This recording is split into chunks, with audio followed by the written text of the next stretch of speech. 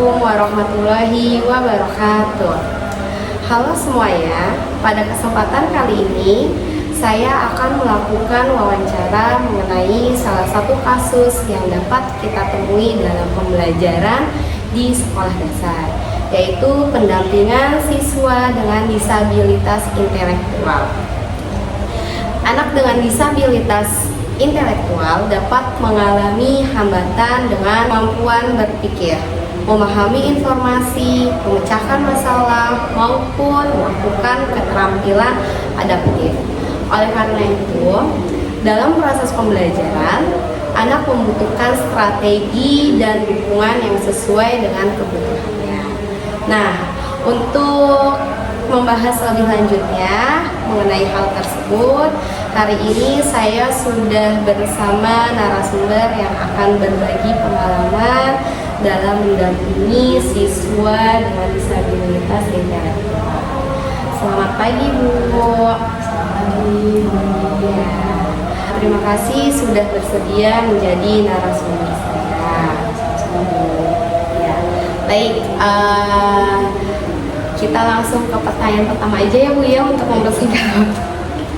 Oke, dalam disabilitas intelektual, Ibu biasanya nih mendampingi anak siswa yang mengalami hambatan belajar dan memiliki karakteristik disabilitas intelektual. Apakah perlu mendampingi murid seperti itu? Kalau saya ya pernah mengalami anak yang berkebutuhan khusus ya. Kalau sekarang mungkin biasanya PD-PD ya, Bu, ya. Iya. Kalau dulu kan prioritas. Iya. Ada pengalaman waktu kelas 3 ya. Untuk perilaku dan disabilitas. Ya, pada kasus tersebut, bagaimana cara menanggapi anak tersebut gitu loh, untuk anak tersebut ini dapat mengikuti pembelajaran seperti biasa.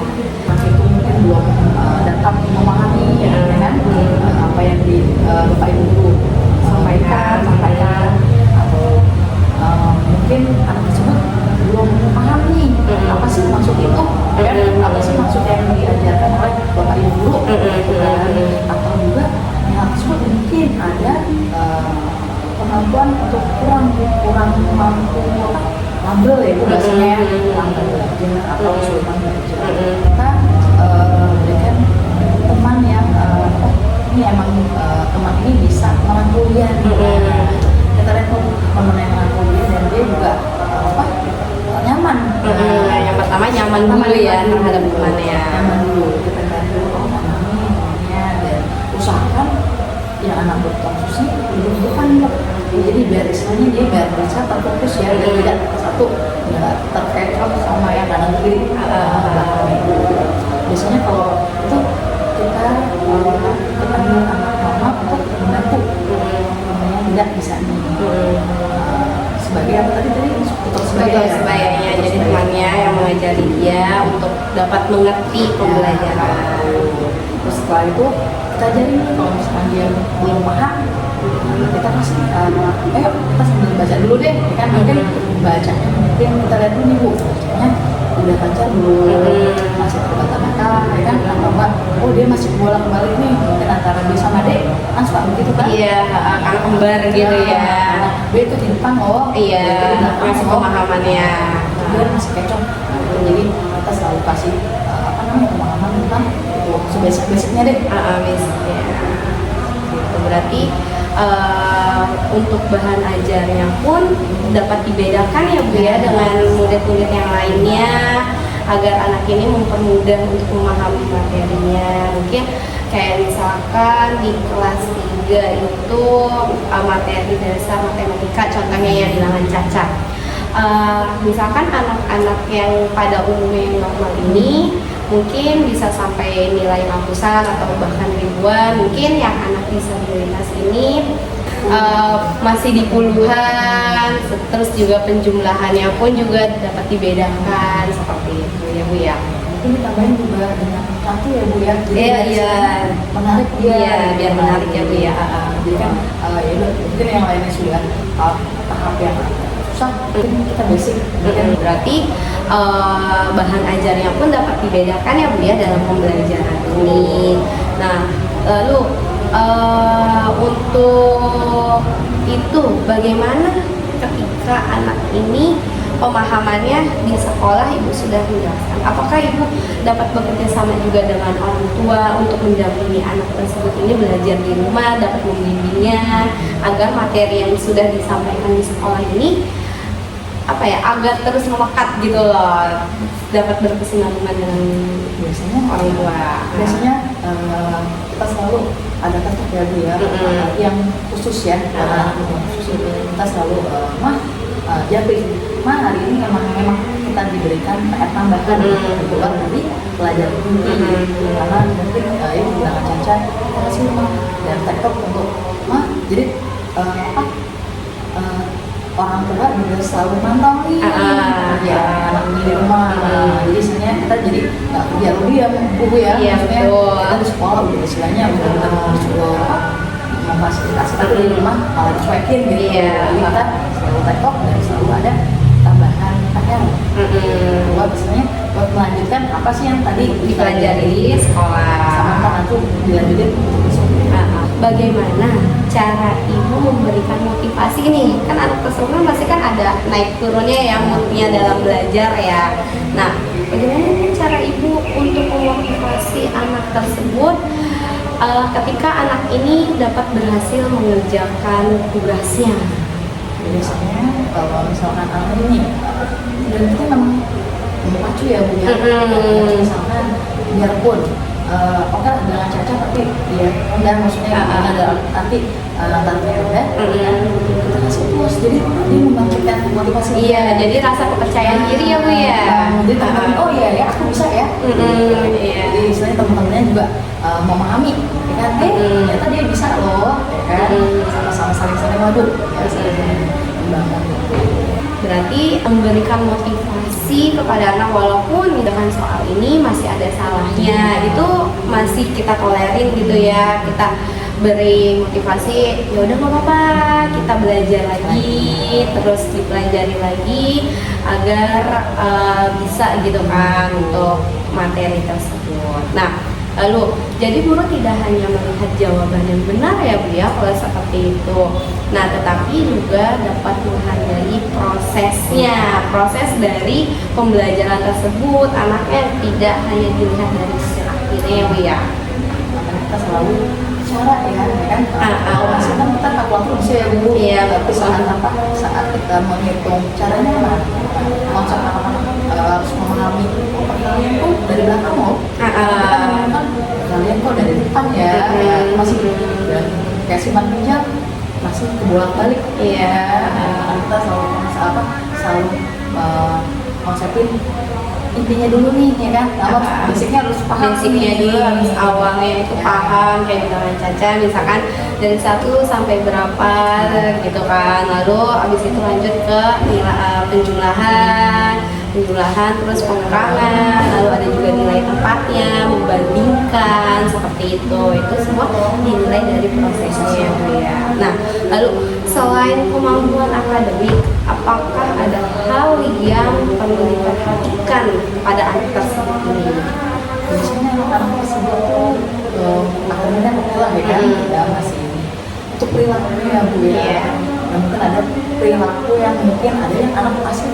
Iya, betul. Ada anak yang aktif. Iya. Di saat pasif aman, oke lah, langsung jadi aman. Karena dia nggak macam-macam lah biasanya ya kan. Dan untuk yang aktif nih, ya kan kita istilahnya ini juga buat kita istilahnya ragu. Jadi tapi kalau udah selesai, ya kan dia jauh temennya, gitu kan. Tapi kalau udah selesai dan nyoret-nyoret buku temennya. Jadi istilahnya menjadi suasana kelas tuh menjadi nggak kondusif ya. Itu kita perhatiin untuk perilakunya dia. Iya. Saya sama isengnya Bu, biasanya kan suka iseng ya. Entah itu iseng mulut ya kan, angkat-angkatannya, iseng punya tangan ya kan. Kalau selesai ada kayak dicoret ya. Seperti itu. Jadi kita lebih ke ya perilakunya juga nih. betul. Jadi perilakunya pun juga dinilai bukan hanya juga tentang akademiknya juga ya, karena di sekolah juga pun kita lebih menekankan anak ini tidak hanya pintar secara akademik ya, tetapi juga kita mendidik juga secara moralnya juga, perilakunya, sikapnya, untuk apa juga anak ini siswa berprestasi tetapi dalam moralnya ini minus ya Bu ya. Itu sebenarnya juga poin utama juga ya kita sebagai pendidik ya Bu ya untuk mengajar anak tersebut. Lalu, apakah dalam pendampingan anak diperlukan kerjasama dengan pihak yang lain? Seharusnya perlu ya Bu ya. Apalagi kita sesama misal guru. Mungkin kalau misalnya kita punya ada masalah mungkin kita nggak bisa nih nanganin ya, kita selalu minta sumbang saran ya kan. Iya betul, sama teman sejawat ya Bu ya. Gimana ya Bu ya, jadi istilahnya yuk kita sama-sama yuk, jadi istilahnya kita nggak sendiri gitu loh. Iya betul. Kita barengan, ayo ternyata banyak sumbang saran nih, sehingga istilahnya kita dapat memecahkan masalah.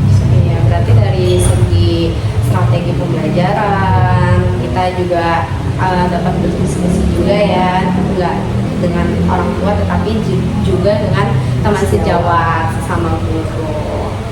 Oke, jadi semua pihak itu memiliki tujuan yang sama dan memberikan dukungan secara konsisten ya Bu ya. Bagaimana cara mengetahui bahwa strategi yang diberikan ini sudah sesuai dengan strategi pembelajaran?